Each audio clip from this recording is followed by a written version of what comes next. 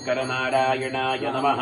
क्षीरस्नानं समर्पयामि। क्षीरस्नानानन्तरं करिष्ये।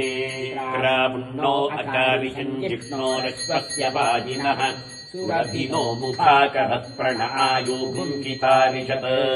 श्रीशङ्करनारायणाय स्वामिने नमः। दधिस्नानं समर्पयामि। स्नानानन्तरे शुद्धोदकस्नानं करिष्ये। घृतं मिमिक्षिरे तमस्य योनिर्घृते घृते श्रुतो घृतमुवस्य धामानुष्वधमावहमादयस्व स्वाहा घृतं वृषभवक्षि हव्यम्। शङ्करनारायणस्वामिने नमः। घृतस्नानं समर्पयामि।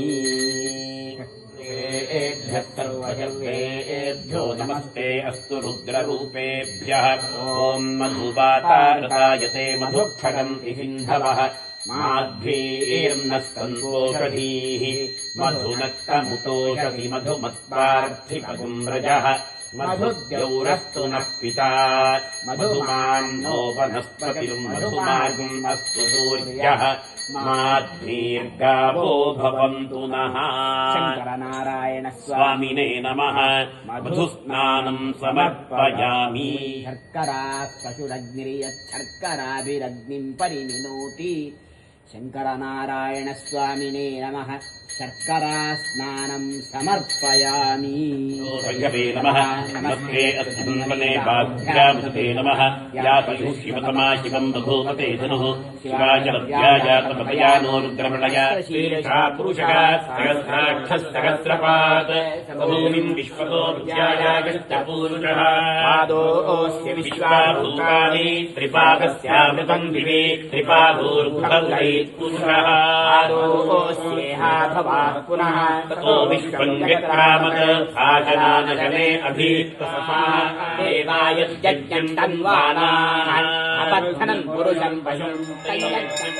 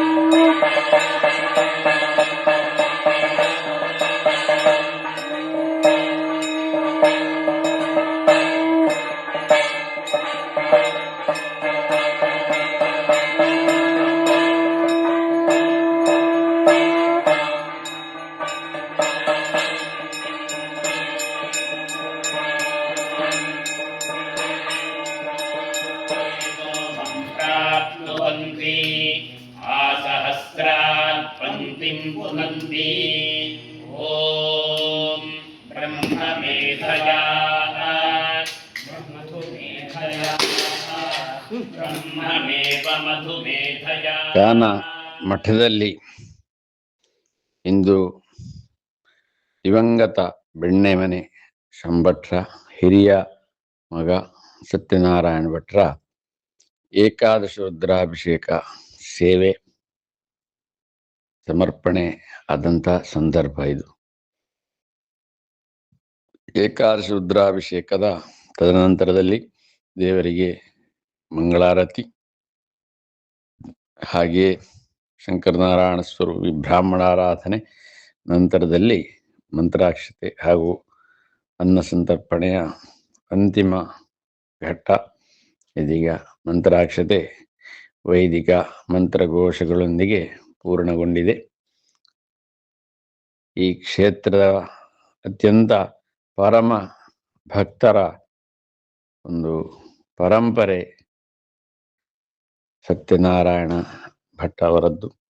ಅವರ ಜೀವನದಲ್ಲಿ, ನಿತ್ಯ ಜೀವನದಲ್ಲಿ ಯಾವುದೇ ವಿಷಯಕ್ಕೂ ಒಂದು ಹೆಜ್ಜೆ ಮುಂದಿಡಬೇಕಾದರೆ ಅವರ ಪ್ರಾರ್ಥನೆ ಈ ಕ್ಷೇತ್ರಕ್ಕೆ ಬಂದು ದೇವರಿಗೆ ಸಲ್ಲಿಸಿ ಅವರು ಮುಂದುವರಿಯುವಂಥದ್ದು ಅವರ ರಿವಾಜು.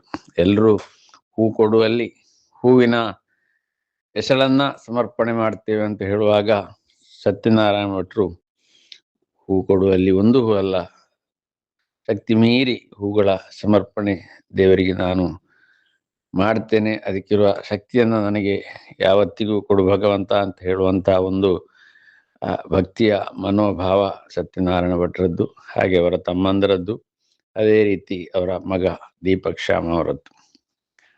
ಹಾಗೆ ಇವತ್ತಿನ ಈ ಒಂದು ಶುಭ ಸಂದರ್ಭದಲ್ಲಿ ವೇದಘೋಷಗಳ ಆಶೀರ್ವಾದ ನಂತರದ ಒಂದು ಜನ ಮನಸ್ಸಿಗೆ ಹಿತವೆನಿಸುವ ರೀತಿಯಲ್ಲಿ ಈಗ ಬ್ರಾಹ್ಮಣರು ಉಂಡು ಹರಸುವುದು ಅನ್ನುವಂಥ ಒಂದು ಮಾತಿದೆ. ಹಾಗೆ ಇಲ್ಲಿ ಅವರಿಂದ ಸಂತುಷ್ಟಿಗೊಳಿಸಲ್ಪಟ್ಟಂತಹ ಬ್ರಾಹ್ಮಣರು ಅವರ ಪರವಾಗಿ ನಮ್ಮ ಇವತ್ತಿನ ಕಾರ್ಯಕ್ರಮದಲ್ಲಿ ಪಾಲ್ಗೊಂಡಂತಹ ಶ್ರೀಯುತ ಮಣಿಮುಂಡ ಶ್ರೀಕೃಷ್ಣ ಉಪಾಧ್ಯಾಯರು ಎಲ್ಲರ ಪರವಾಗಿ ಆಶೀರ್ವಾದ ಪೂರ್ವಕವಾದಂಥ ಒಂದೆರಡು ಮಾತುಗಳನ್ನು ಹೇಳಬೇಕು ಅಂತೇಳಿ ಯಜಮಾನರ ಪರವಾಗಿ ಅವರಲ್ಲಿ ಕೇಳಿಕೊಳ್ತಾ ಇದ್ದಾರೆ. ದೇವರ ಕೃಪೆ ಆಗದ್ದೇ ಇರ್ತೇ ಇಲ್ಲ. ನಾವು ಮಾಡಿದ ಈ ಪರಂಪರೆಯ ಆರಾಧನೆಗೂ 10ಕ್ಕೆ 10 100ಕ್ಕೆ 100 ಫಲ ಕೊಡ್ತು. ನಾನೊಬ್ಬರು ದೊಡ್ಡ ಅವಧೂತರ ಹತ್ರ ಕೇಳುತ್ತಿದೆ, ಕರ್ಮಾಂಗಕ್ಕೆ 100ಕ್ಕೆ 100 ಫಲ ಇದ್ದು ಹೇಳಿ ನಿಂಗ ಹೇಳುವುದಾ ಹೇಳಿ. ನಂಬಿಕೆ ಗಟ್ಟಿಯ ಫಲ ಕೇಳಿ, ನಂಬಿಕೆ ಇಲ್ಲದೆ ಕೇಳಿದ್ದಲ್ಲ. ಅವು ಹೇಳಿದವು 3 ವಿಷಯಗಳಲ್ಲಿ ಶುದ್ಧತೆ ಇದ್ದು ಹೇಳಿ, ಆದರೆ ಫಲ ಕೊಟ್ಟೇ ಕೊಡುತ್ತು ಹೇಳಿ. ಯಾವುದದು? ಅವು ಹೇಳಿದ ಆ 3 ವಿಷಯಂಗ ನಾವು ಪ್ರಾರ್ಥನೆಯಲ್ಲಿಯೂ ಹೇಳುತ್ತು. ಮಂತ್ರಹೀನಂ ಕ್ರಿಯಾಹೀನಂ ಭಕ್ತಿಹೀನಂ ಪರಮೇಶ್ವರ ಯದ್ಧುತಂತು ಮಯಾ ದೇವ ಪರಿಪೂರ್ಣಂ ತದಸ್ತುತೆ. ಈ 3 ಸಂಗತಿಗಳಲ್ಲಿ ಸಮರ್ಪಕವಾಗಿರಬೇಕು, ಶುದ್ಧತೆ ಇರಬೇಕು. ಒಂದು, ಮಂತ್ರ, ಶುದ್ಧವಾದ ಮಂತ್ರ ಉಚ್ಚಾರಣೆ ಆಯಿತು ದೇವರ ಆರಾಧನೆಯ ಸಂದರ್ಭದಲ್ಲಿ. ವೇದ ಮಂತ್ರಾಂಗಕ್ಕೆ ಅದಕ್ಕೆ ಅದರದ್ದೇ ಆದಂತಹ ಒಂದು ವ್ಯಾಕರಣ ನಿಯಮ ಇತ್ತು, ಅದಕ್ಕೊಂದು ಲಯ ಇತ್ತು, ಅದಕ್ಕೊಂದು ಬದ್ಧತೆ ಇತ್ತು. ಪ್ರಾಚೀನ ಕಾಲದ ಋಷಿ ಮುನಿಗ ತಪಸ್ಸಿನ ಅನುಭವದ ಸೋಪಾನದ ತುಟ್ಟ ತುದಿಲಿ ಭಗವಂತನ ಸಾಕ್ಷಾತ್ಕಾರಾದಪ್ಪಗ ಹೃದಯ ಗರ್ಭಂದ ಹೊಮ್ಮಿಸಿದಂತಹ ಧ್ವನಿ ತರಂಗಂಗೊಕ್ಕೆ ಮಂತ್ರಂಗ ಹೇಳಿ ಹೇಳುದು. ಹಾಗಾಗಿ ಋಷಿಗಳ ತಪಸ್ಸು, ಋಷಿಗಳ ತೇಜಸ್ಸು ಆ ಮಂತ್ರದ ಅಕ್ಷರಂಗಳಲ್ಲಿ ಗರ್ಭೀಕರಿಸಿಕೊಂಡಿಪ್ಪ ಕಾರಣ ಒಂದು ಮಂತ್ರೋಚ್ಚಾರಣೆಯ ತರಂಗ ಈ ಪ್ರಕೃತಿಯ ಸಾನ್ನಿಧ್ಯ ಶಕ್ತಿಗಳ ಸೆಳೆದು ನಾವು ಮಾಡ್ತಾ ಇಪ್ಪ ಬಿಂಬಲ್ಲಿ ಪ್ರತಿಷ್ಠಾಪಿಸುತ್ತೆ. ಹಾಗಾಗಿ ಅದೇ ತರಂಗ ಉತ್ಪಾದನೆ ಆಯಿತು ಹೇಳಿ ಆದರೆ ಮಂತ್ರೋಚ್ಚಾರಣೆ ಸಮರ್ಪಕವಾಗಿರಬೇಕು. ಒಂದನೇದು. ಎರಡನೇದು ಕ್ರಿಯೆಹೀನ ಅಪ್ಪಲಾಗ. ಅಂದರೆ ಮೂರನೇದು ಭಕ್ತಿಹೀನ. ಈ ಭಕ್ತಿ ಹೇಳುವಂಥದ್ದು ಪ್ರತಿಯೊಬ್ಬಂಗೂ ಕೂಡ ಇರಕಪ್ಪಂತ ಸಂಗತಿ. ಅದಮ್ಯವಾದ ವಿಶ್ವಾಸ. ಆನು ನಂಬಿದ ಎನ್ನ ದೈವ, ಆನು ನಂಬಿದ ಎನ್ನ ದೇವರು ಕೈ ಬಿಡ್ಲೆ ಸಾಧ್ಯವೇ ಇಲ್ಲ ಹೇಳುವಂತ ವಿಶ್ವಾಸ ಒಂದು ಕಡೆ, ಪೂಜೆಯ ಶುರುವಿಂದ ಕಡೆಯವರೆಗೂ ಕೂಡ ಮನಸ್ಸಿನಲ್ಲಿ ಯಾವ ಚಂಚಲತೆಯು ಹೊಕ್ಕದ್ದ ಹಾಗೆ, ಸಾಂಸಾರಿಕ ತಾಪತ್ರಯಂಗ ನೆಂಪಾಗದ್ದ ಹಾಗೆ, ಈ ಹೆರಾಣ ಪ್ರಪಂಚದ ರಾಗ ದ್ವೇಷ ಸ್ವಾರ್ಥ ವಂಚಕತನ ರೋಗ ರುಜಿನ ಸಣ್ಣತನ ಕೊಳಕು ಚಿಂತನ ಜಗಳ ಕದನ ಯುದ್ಧ ಹೋರಾಟ ಮರಣಗಳಿಂದ ಕೂಡಿದ ಈ ಗೋಳಿನ ಗೋಜಲು ಜೀವನ ಸಂಪೂರ್ಣ ಮರೆತು ಎಂಗಳ ಕುಲವ ಉದ್ಧರಿಸುವ ಎಂಗಳ ಮೂಲ ದೇವರು ಹೇಳುವ ಒಂದು ಮನೋನಿಗ್ರಹದಲ್ಲಿ ಏಕಾಗ್ರತೆಯಲ್ಲಿ ಆ ಶಂಕರನಾರಾಯಣನ ಆರಾಧನೆ, ಅಥವಾ ನಾವು ಯಾವ ದೇವರ ಆರಾಧನೆ ಮಾಡುತ್ತಾರೋ ಭಗವದ್ಗೀತೆಯಲ್ಲಿ ಕೃಷ್ಣ ಹೇಳಿದಂಗೆ ಅನನ್ಯಾಶ್ಚಿಂತೆಯಂತು, ಅನ್ಯ ಚಿಂತೆಯ ಮಾಡೇಡ. ಆ ಸಂದರ್ಭದಲ್ಲಿ ಹೇಳಿದ ಹಾಗೆ ನಾವು ನಮ್ಮ ಮನಸ್ಸಿನ ನಿಗ್ರಹಿಸಿಕೊಂಡರೆ ಅದಕ್ಕೆ ಭಕ್ತಿ ಹೇಳಿ ಹೆಸರು. ದೇವರ ಮೇಲೆ ಪ್ರೀತಿ ನೀಡೋ ಶಿವ. ಸರಿ, ನೀಡದಿರೋ ಶಿವ ಬಾಗುವುದು ನನ್ನ ಕಾಯ ಎಂತದಕ್ಕೆ. ನೀನು ನೀಡು ನೀಡದೇ ಇರು, ಎನಗೆ ನಿನ್ನ ಬಿಟ್ಟರೆ ಬೇರೆ ಗತಿ ಇಲ್ಲ, ಅನ್ಯಥಾ ಶರಣನ್ನಾಸ್ತಿ. ಇದು ಪ್ರೀತಿ. ಅಬ್ಬೆ ಅಪ್ಪನ ಮಕ್ಕ ಪ್ರೀತಿಸಬೇಕಪ್ಪದು ಎಂತದಕ್ಕೆ? ಅಬ್ಬೆ ಅಪ್ಪ ಅವರ ಆಸ್ತಿಯ ಕೊಡ್ತವು ಹೇಳುವ ಕಾರಣಕ್ಕಲ್ಲ. ಅದು ಕೊಡ್ತವು, ಕೊಡದೇ ಇರ್ತವ ಇಲ್ಲೇ ಮಕ್ಕೊಗಲ್ಲದ ಇನ್ನಾರಿಗೆ ಮಾಡೋದು. ಆದರೆ ಪ್ರೀತಿ ಇರಕಪ್ಪದು ಆ ಕಾರಣಕ್ಕಾಗಿ ಅಲ್ಲ, ಅದು ಸ್ವಾರ್ಥ. ನಿಷ್ಕಾರಣವಾಗಿ ಪ್ರೀತಿ, ಹೀಗೆ ನಿಷ್ಕಾರಣವಾಗಿ ಶಂಕರನಾರಾಯಣ ಹೇಳುವಂತಹ ಪ್ರೀತಿ. ಅವ ಕೊಡ್ತಾನೋ ಕೊಡದ್ದೇ ಇಪ್ಪಲೆ ಸಾಧ್ಯ ಇಲ್ಲ, ಕೊಡ್ತಾನ. ನೀಡೋ ಶಿವ ನೀಡದಿರೋ ಶಿವ ಬಾಗುವುದು ನನ್ನ ಕಾಯ ಹೇಳುವಂಥದ್ದು ಭಕ್ತಿ.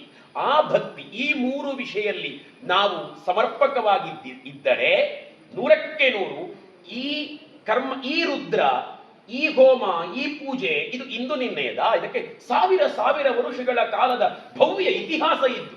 ಎಂತದಕ್ಕೆ ಇದ್ದು ಹೇಳಿದರೆ ಇದರ ಅಂತಃಸತ್ವಷ್ಟು ಗಟ್ಟಿಯಾಗಿದ್ದು ಹೇಳುವುದಕ್ಕೆ ಸಾಕ್ಷಿಯದು. ಕೋಟ್ಯಂತರ ಜನಾಂಗಕ್ಕೆ ಬದುಕಿಲ್ಲಿ ಅನುಭವಕ್ಕೆ ಬೈದು ದೇವರ ನಂಬಿರೆ ಬದುಕು ಬಂಗಾರ ಆಯಿತು ಹೇಳುವಂತ ಸಂಗತಿ. ಆದದ್ದರಿಂದ ನಿಂಗ ಇಷ್ಟು ಜನ ಉದಿಯಪ್ಪಂದ ರಾತ್ರಿಯ ಪರ್ಯಂತ ಈ ಕಾನ ಮಠಲ್ಲಿ, ನಿಂಗಳದ್ದೇ ಮಠಲ್ಲಿ ನಮ್ಮೆಲ್ಲರ ದೇವರ ಏನು ಆರಾಧನೆ ಮಾಡ್ತಾ ಇದ್ದಿ, ಈ ಎಲ್ಲ ಆರಾಧನೆಗಳ ಪೂರ್ಣ ಪುಣ್ಯದ ಫಲ ನಿಂಗೊಗೆ ಆ ಶಂಕರನಾರಾಯಣ ಕರುಣಿಸಲಿ ಹೇಳಿ ವೈದಿಕ ಸ್ಥಾನಲ್ಲಿ ಇದ್ದುಕೊಂಡು ಪರಂಪರೆಯ ಆಶೀರ್ವಾದವ ನಿಂಗೊಗೆ ಮಾಡ್ತಾ ಇದ್ದೆ. ಒಳ್ಳೆಯದಾಗಲಿ. ಸೂರ್ಯ ಚಂದ್ರ ಇಪ್ಪಲ್ಲಿ ತನಕವೂ ನಿಂಗಳ ಪೀಳಿಗೆಯ ಆ ಶಂಕರನಾರಾಯಣ ಉಳುಷಲಿ. ಇಂದು ಮಾತ್ರ ಅಲ್ಲ ಸಂತಾನ, ಸೂರ್ಯ ಚಂದ್ರ ಇಪ್ಪಲ್ಲಿ ತನಕವೂ ಕೂಡ ನಿಂಗಳ ಸಂಸಾರದ ಪೀಳಿಗೆ ಉಳಿಯುವ ಹಾಗೆ ಆ ಶಂಕರನಾರಾಯಣ ಕೃಪೆ ಮಾಡಲಿ. ನಿಂಗ ಮಾಡುವ ಎಲ್ಲ ವ್ಯಾಪಾರ ವ್ಯವಹಾರಗಳಲ್ಲಿ ಒಳ್ಳೆಯ ಅಭಿವೃದ್ಧಿಯ ಕರುಣಿಸಲಿ.